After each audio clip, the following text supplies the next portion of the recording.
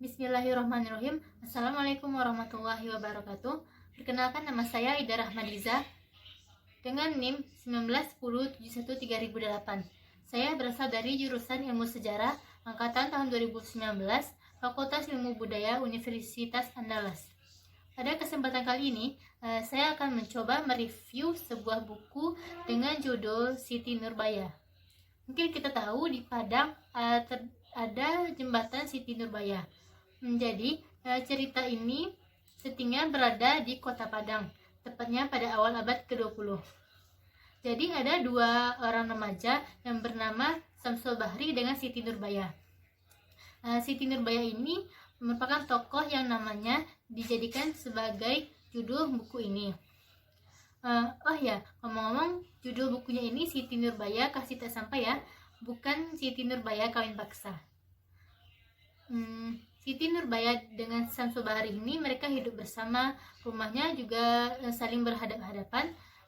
Namun seiring berjalannya waktu, Siti Nurbaya dengan Samsul Bahri ini sebenarnya mereka memendam rasa cinta. Samsul Bahri suka dengan Siti Nurbaya, dan Siti Nurbaya pun juga sebaliknya juga suka dengan Samsul Bahri. Ya, walaupun pada awalnya kita belum mengetahui tentang kisah cinta mereka berdua ini. Samsul Bahri adalah anak dari seorang penghulu. Penghulu pada saat itu mungkin seperti ada hubungannya dengan kepolisian, karena ketika ada orang yang mengamuk di suatu lingkungan rumahnya Samsul Bahri, Bapak Samsul Bahri ini yang dipanggil untuk menyelesaikan permasalahan ini. Mungkin sejenis kepolisian atau bagian yang menertibkan keamanan masyarakat begitu. Nama Bapak Samsul Bahri ini adalah Sultan Mahmud Syah. Bisa kita lihat saja dari namanya saja, Sultan, berarti dia adalah seorang bangsawan. Jadi si Samsul Bahri ini berasal dari keluarga ayahnya seorang bangsawan. Berarti Samsul Bahri ini berasal dari keluarga yang memegang teguh adat istiadat. Tapi ayah Samsul Bahri ini, yaitu Sultan Mahmud, adalah orang yang bisa dibilang dia tidak terlalu patuh dengan adat istiadat itu. Salah satunya bisa kita lihat dengan contoh dia tidak menikah dengan perempuan bangsawan. Tapi dengan dia tidak menikahi perempuan bangsawan, maka anaknya si Samsul Bahri maka akan turun derajatnya, tidak lagi menjadi seorang sultan, tetapi dengan mendapatkan gelar marah. Jadi si Samsul Bahri ini sebenarnya memiliki gelar marah. Sultan Mahmud ini juga berbeda dengan lelaki Padang lainnya, yaitu dia menyekolahkan anaknya di sekolah yang tinggi. Padahal kebiasaan sebagai seorang bangsawan harusnya anaknya itu tidak perlu disekolahkan, apalagi disekolahkan di sekolah yang tinggi, karena hal itu tidak terlalu dibutuhkan bagi mereka. Jadi orang yang sekolahnya tinggi itu adalah orang yang bangsawannya mulai berkurang. Tapi karena anak Sultan Mahmud Syah ini, si Samsul Bahri, mendapatkan gelar marah, maka dia disekolahkan menjadi sekolah yang tinggi. Dan Sultan Mahmud Syah ini juga berbeda dengan lelaki lainnya. Dia mengurusi anaknya sendiri, dan pada saat itu bukan merupakan suatu kebiasaan di Padang. Jadi bagi masyarakat Padang pada saat itu ada peranan yang harus diurusi oleh mamanya, atau harus diurusi oleh pamannya, bukan diurusi oleh ayahnya sendiri. Ayahnya seorang laki-laki mengurusi keponakannya dari saudara perempuannya. Jadi bukan anaknya yang harus diurusinya, tapi keponakan atau kemenakannya. Namun Sultan Mahmud yang mengurusi anaknya sendiri ini dianggap aneh oleh masyarakat sekitar. Selanjutnya yang ketiga, Sultan Mahmud ini hanya mempunyai satu istri, dan hal itu juga dianggap aneh bagi masyarakat Padang pada saat itu. Apalagi Sultan Mahmud ini adalah mempunyai gelar kebangsawanan. Seorang laki-laki mempunyai gelar kebangsawanan, kehormatannya berada dari jumlah istrinya. Apabila dia seorang bangsawan, harus mempunyai istri yang banyak, karena banyak perempuan yang ingin melamar dia. Dan memang benar, Sultan Mahmud ini ketika masih muda banyak sekali perempuan-perempuan yang ingin melamar dia, terutama para perempuan-perempuan bangsawan. Padahal dia tinggal milih saja yang mana yang ingin dia nikahi dan mana yang tidak ingin dia nikahi. Tetapi si Sultan Mahmud ini dia memilih perempuan yang memang benar-benar dia cintainya, yaitunya ibunya si Syamsul Bahri. Selanjutnya, Sultan Mahmud memiliki konflik dengan keluarganya. Dia mempunyai 2 orang adik, yang satu adik perempuan dan satu lagi adik laki-laki. Adik perempuan ini sangat merasa kesal kepada si Sultan Mahmud karena dia merasa kok anak saya tidak diurusi, kenapa dia hanya mengurusi anaknya sendiri. Tapi di sisi lain Sultan Mahmud ingin sekali mengurusi anak dari adiknya perempuan ini. Tetapi adik perempuan ini udah mengatakan tidak usah. Kita lanjut ke tokoh selanjutnya, yaitu si Siti Nurbaya. Yang tokoh yang ada namanya di judul buku ini yaitu Siti Nurbaya. Siti Nurbaya adalah anak satu-satunya dari Baginda Sulaiman. Baginda Sulaiman ini bukan raja, bukan juga seorang bangsawan. Dia itu adalah seorang pengusaha sukses yang dimana bisnisnya itu tersebar kemana-mana. Dia adalah seorang pengusaha yang baik hati, yang selalu patuh dengan hukum, patuh dengan aturan, dan dia selalu berpikir bahwa semua orang di dunia ini sama baiknya dengan dia. Semua orang dianggap jujur, semua orang dianggap baik, intinya gitu. Sifat Baginda Sulaiman ini sangat berbeda dengan si Sultan Mahmud, karena Sultan Mahmud ini dia adalah seorang penghulu, jadi dia pernah melihat bahwa orang-orang yang tidak terlalu baik. Sedangkan Baginda Sulaiman ini melihat bahwa semua orang itu baik. Jadi mereka berdua memiliki sifat yang berkebalikan. Karena Baginda Sulaiman ini seorang pengusaha sukses, tentunya dia memiliki musuh, ya, walaupun dia tidak menyadari bahwa dia memiliki musuh. Musuh dari Baginda Sulaiman ini adalah tokoh antagonis di cerita Siti Nurbaya ini yang bernama Datuk Maringgi. Datuk Maringgi ini sangat berkebalikan dengan Baginda Sulaiman. Jadi Datuk Maringgi ini merupakan juga pengusaha sukses, tetapi suksesnya itu sukses yang curang. Semua dilakukan oleh dia, menyuap aparat, melakukan tindakan intimidasi. Dan si Datuk Maringgi ini mempunyai sifat yang lucu. Dia itu juga seorang yang sangat pelit sama dirinya sendiri. Bahkan dia mempunyai istri yang banyak, dan istrinya itu ada 4 orang. Ketika Datuk Maringgi ini bosan dengan istrinya, dia akan menceraikan istrinya dan dia akan menikah lagi. Itulah sifat lucunya dari Datuk Maringgi ini. Datuk Maringgi ini ingin menjadi seorang yang kaya, cuman masalahnya orang yang terkaya di Padang itu adalah Baginda Sulaiman. Dan akhirnya si Datuk Maringgi ini mencari semacam rencana licik untuk menghancurkan si Baginda Sulaiman ini.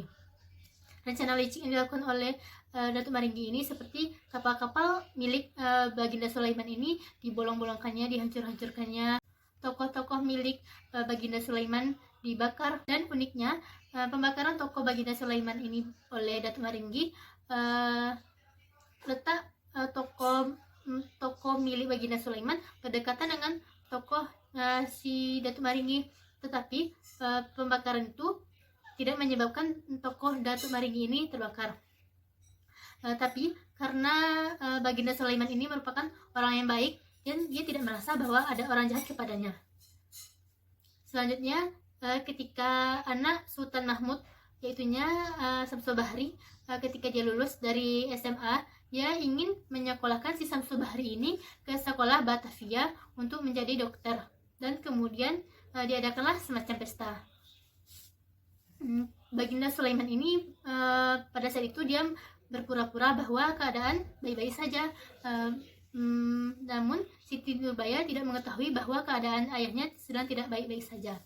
Sampai akhirnya si Baginda Sulaiman ini karena semua hartanya sudah mulai hilang, sudah mulai hancur, toko-tokonya sudah terbakar, kemudian si Baginda Sulaiman ini meminjam uang kepada Datuk Maringgi. Tentu saja hal itu hal yang ditunggu-tunggu hal yang diinginkan oleh Datuk Maringgi. Datuk Maringgi ingin Baginda Sulaiman itu terjebak dengan taktik jahatnya Datuk Maringgi ini. Datuk Maringgi ini memiliki salah satu bisnis, itunya bisnis rentenir. Bukan hanya bisnis rentenir saja, tapi salah satu bisnisnya itu yaitunya rentenir yang usaha yang paling menguntungkan bagi Datuk Maringgi. Awalnya Datuk Maringgi meminjamkan uang ke Baginda Sulaiman secara terus-menerus sampai harta Datuk Maringgi ini benar-benar habis. Dan kemudian barulah si Datuk Maringgi ini mengatakan kepada Baginda Sulaiman bahwa, wah, kamu harus mengembalikan harta saya, kalau tidak kamu akan saya laporkan kepada polisi. Kemudian ketika Datuk Maringgi ini melihat Siti Nurbaya, anaknya si Sultan Mahmud, dia mengatakan bahwa oke lah, kalau begitu, kalau kamu tidak perlu membayar semua utang-utangmu, tapi kamu nikahkan saja saya dengan anakmu, yaitunya si Siti Nurbaya. Cuman Baginda Sulaiman dimana mau dia kalau anaknya dinikahkan dengan laki-laki yang jahat, yang baru diketahui, yang baru disadari bahwa Datuk Maringgi ini merupakan orang jahat. Baginda Sulaiman bilang, saya tidak mau menikahkan kamu dengan anak saya. Mana mau saya menyerahkan anak saya kepada orang jahat. Tapi ya namanya anak kan gitu. Siti Nurbaya ketika melihat ayahnya diseret oleh polisi, lantas Siti Nurbaya langsung bilang ke ayahnya, baik, saya mau menikah dengan Datuk Maringgi, asal ayahnya tidak masuk penjara. Akhirnya si Siti Nurbaya ini mengirim surat kepada si Samsul Bahri yang berada di Batavia, dan dia putuskan pertunangannya dengan Samsul Bahri. Kemudian si Samsul Bahri ini jadi kacau balau karena putus pertunangannya dengan si Siti Nurbaya. Saya pribadi mengetahui cerita Siti Nurbaya ini dari lagu Siti Nurbaya. Tetapi ketika saya membaca novel Siti Nurbaya Kasih Tak Sampai ini, saya merasa sedih bahwa banyak orang-orang menganggapan cerita Siti Nurbaya ini adalah cerita tentang kawin paksa. Padahal kalau menurut saya itu sangat menyederhanakan bahwa novel Siti Nurbaya ini merupakan sebuah cerita kawin paksa. Ya, hal ini menyederhanakan sekali tentang kisah yang sebenarnya. Jadi kisah Siti Nurbaya ini bukan tentang kawin paksa saja. Ada cerita tentang adat, tentang bagaimana sulitnya atau bagaimana pertikaian adat dari si tokoh. Dan ini sebenarnya adalah penggambaran bagaimana si Marah Rusli pada saat itu menggugat adatnya sendiri. Jadi Marah Rusli ini merupakan penerus dari novel ini. Dia adalah seorang bangsawan Marah. Ibu si Marah Rusli ini juga bukan seorang bangsawan. Kemudian Marah Rusli ini dikirim ke Batavia untuk bekerja atau belajar sebagai dokter hewan. Namun ketika di Batavia, Marah Rusli bertemu dengan seorang perempuan yang sangat dia cintai, yaitu perempuan Sunda.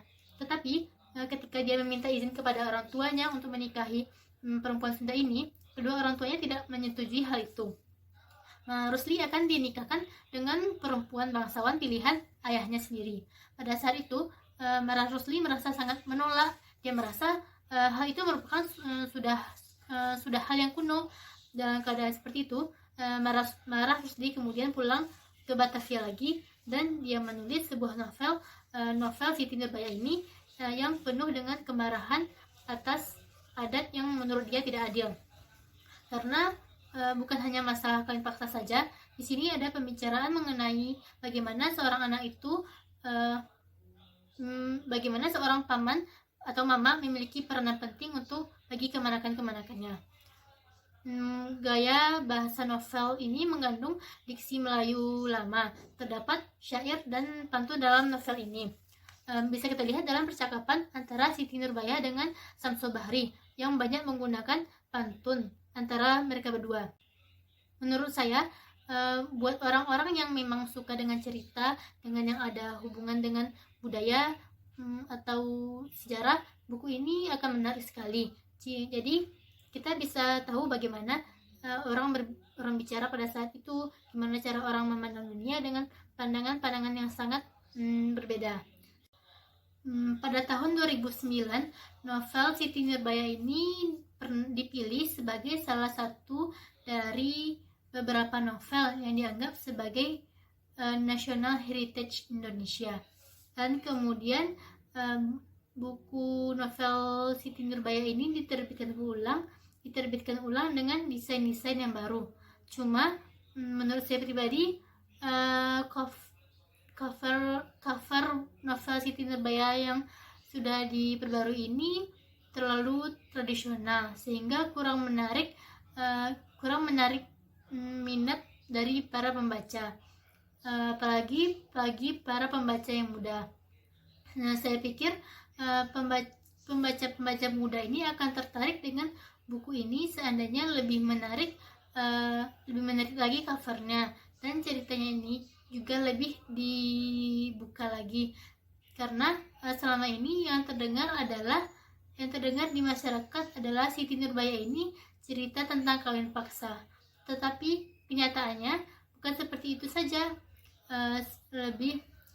Si Siti Nurbaya ini padahal dia tidak kawin paksa, tapi kawin terpaksa. Ayahnya si Siti Nurbaya ini tidak memaksa si Siti Nurbaya untuk menikah dengan Datuk Maringgi. Padahal si Siti Nurbaya ini sendiri yang mengajukan dirinya untuk menikah dengan Datuk Maringgi. Ya, walaupun sebenarnya dia juga terpaksa, tapi dia tidak dipaksa oleh ayahnya untuk menikah dengan Datuk Maringgi. Jadi mungkin hanya itu review buku novel Siti Nurbaya Kasih Tak Sampai bagi saya. Jadi saya memiliki banyak kelemahan dalam mereview sebuah novel. Mohon maaf apabila ada kesalahannya. Terima kasih atas segala perhatiannya. Wabillahi taufiq wal hidayah. Wassalamualaikum warahmatullahi wabarakatuh.